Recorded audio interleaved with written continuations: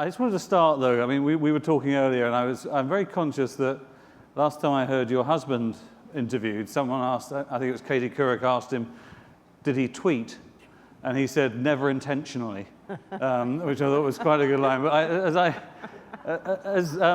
I mean, he doesn't seem like, from reading about him, someone who's very much a user of technology, whereas you were telling me you're actually quite an early adopter of technology, and just maybe give us a bit of your background in this experience. Absolutely. I'm definitely the geek in our family, that's for sure. I wanted also to say thank you to Shelley and the World Bank for letting me come first, because tomorrow is International Widows' Day. It's the first UN day to recognize the plight of widows, and I've got to be there, and the traffic in New York isn't always friendly. Mm-hmm. As for my husband, I mean, it's just a different history. I first became interested in technology when I was pregnant with my third child, and I was a lawyer then, and I wrote all my work by longhand. And my husband still does. He wrote his book basically in longhand, and then somebody typed it up, and then he looked at it again. Now, I used to do that in 1988, but what happened in 1988, the place I was working, who used to manually keep the books, got a new computerized account system, and the person threw in Olivetti PC and WordPerfect 5, and no one knew what to do with this thing. So, well, what are we going to do with it? Well, I said, well, I'm having my baby next week, and I'm not quite sure how I'm going to get the typist to type out my opinions, and I used to know how to do typing, so give it to me, and I'll take it home. And within 2 years, I was chair of the Bar of England and Wales Information Technology Committee, telling all the others how, in fact, by developing macros, we could actually computerize our work. And I was hooked ever since then. But Tony, on the other hand, continued to have mainly female staff who would continue to do these things for him. And of course, when he was prime minister, a whole host of people would do these things. So technically, he had a computer on his desk at number 10. But the only time it was ever switched on was when I went in there and switched it on to see if he'd actually noticed that I'd sent him a test email. Now, it doesn't work like that now, obviously, and I sometimes deeply regret that one of the first things we did when we came out of number 10 was I showed him how to use the email, because now he is obsessed by his BlackBerry. But if you can't get it easily on your BlackBerry, then he can't do it. It's as simple as that. Now, I mean, I guess it's interesting that technology, you came across it in the context of your work, and now your theme is about economic empowerment of women in the developing world in particular.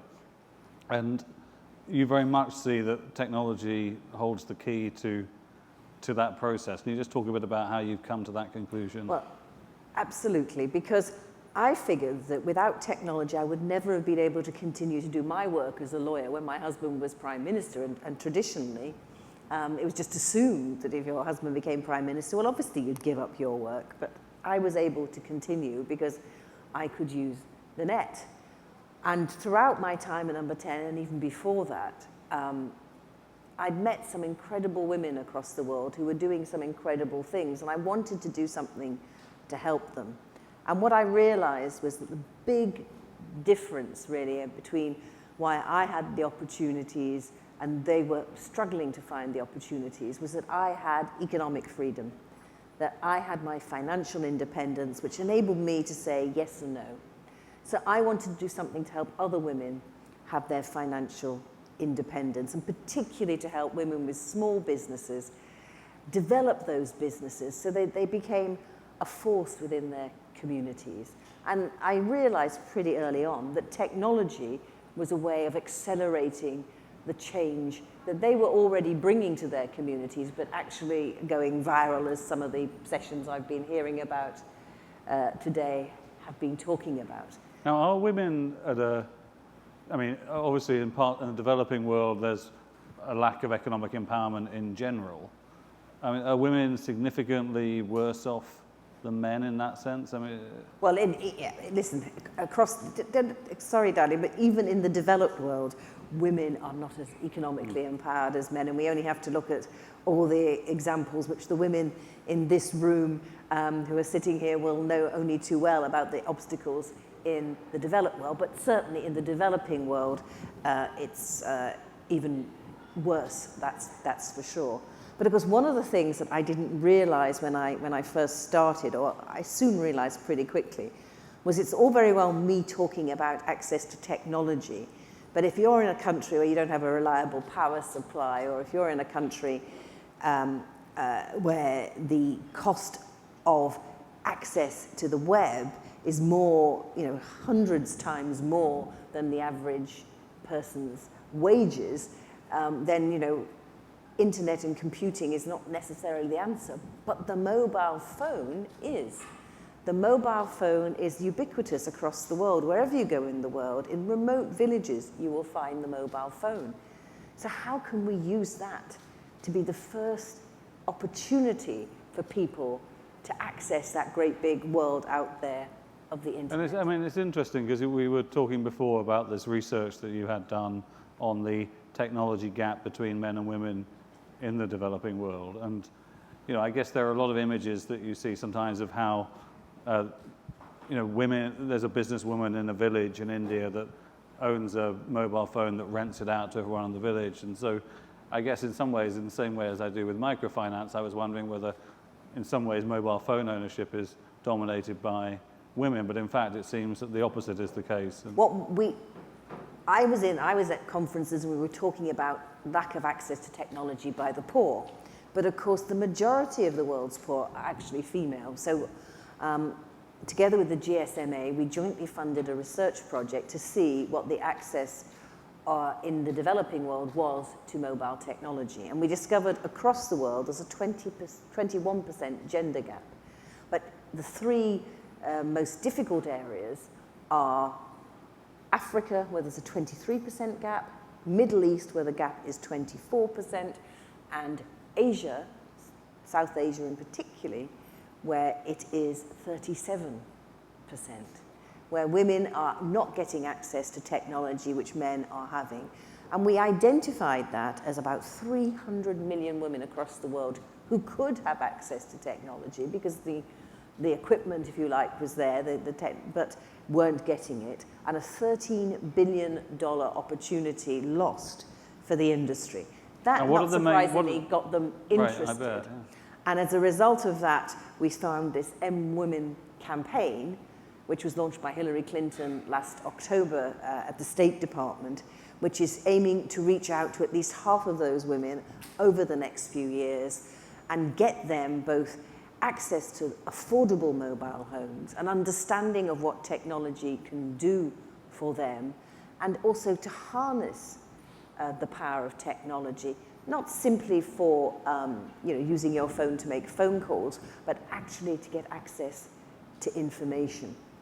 And that's what it's all about. My particular part in that, though I am an ambassador for the whole program, is particularly focusing on women in business, using the mobile phone to get you information about your markets. And I've seen women in India, small farmers, who can use, some of them even illiterate, but they can use the mobile phone with simple buttons that they know to press to get that will get them the latest prices for their seeds, and another one will get them the latest prices for their lotus flowers or whatever it is that they're growing. And this is important because this enables them to go for the best price, and it enables them to travel to the market where the demand is. Before that, without knowledge, they just had to go and hope for the best. Now, in terms of why there is this large gap in access to technology, I mean, what are the 2 or 3 main reasons, and how do you? The report identified a number of reasons why women were not getting access to technology. Partly it's about price. So one of our aims is to help with the industry to drive down the prices and look at ways, we all know about pay-as-you-go, for example, and that a lot of what's happening in the developing world is about people just buying the SIM card and using that SIM card in other people's handsets. Can we do more about that? Can we produce handsets with more than one slot so that people can share a handset? Can we actually devise a way so that as well as buying time on the SIM card, you actually can pay in installments for a mobile phone? These are the things we're discussing. But price was one thing. Secondly, there was a lack of knowledge of what actually a mobile phone could do for you. And yet when women did have mobile phones, overwhelmingly, 94% reported they felt safer, they felt more in touch, and 47% of them who had businesses said the mobile phone had helped them develop a business opportunity. So once they realize what they can do, clearly, again, things go. And then finally, there's just this feeling of, I don't do technology, you know, what is technology about? And bearing in mind, of course, that many of these women are also illiterate, because 2/3 of the illiterate adults in the world are women.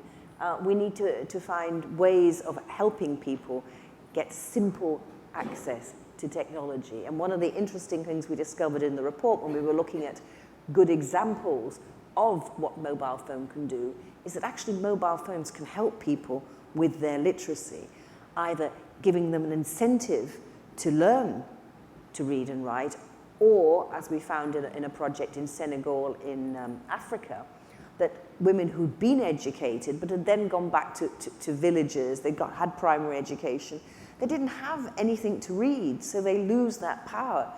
Suddenly, when they have a mobile phone and they're given access to things they want to know about with it, their skills in literacy come back. So, I mean, that obviously affects the potential to use, I mean, some of these new text-based services that, you know, are trying to change people's behavior, remind them, I know, have they taken the right medicines, or if they've got some disease, or if there's a stage in immunizing a baby or something of that kind. I mean, are you looking at how to use those services in a world where many people are illiterate and so? Oh, very much. That example I told you in Senegal, for example, what had happened was the charity that started that had actually thought they were going to give a library in these rural communities. And they went to the women and said, we've got some money and we really want to tell you we're going to give you a library. And the women said, oh, thank you very much. And they realized that maybe that wasn't quite the level of enthusiasm they wanted. And they said, well, what do you mean? And they said, well, you know, when we spend all day working in the fields, when we come home, we have to look after our kids, and we haven't got much light in our houses anyways. When it goes dark, we haven't got any light. You know, curling up with a book is possibly not high on our priorities. So they said, what do you want? They said, we would love access to the mobile phone. So the charity, instead of doing the library, did the mobile phones, and then using that network with the mobile phones, did other things, giving women information, and including distributing mosquito nets to different villages.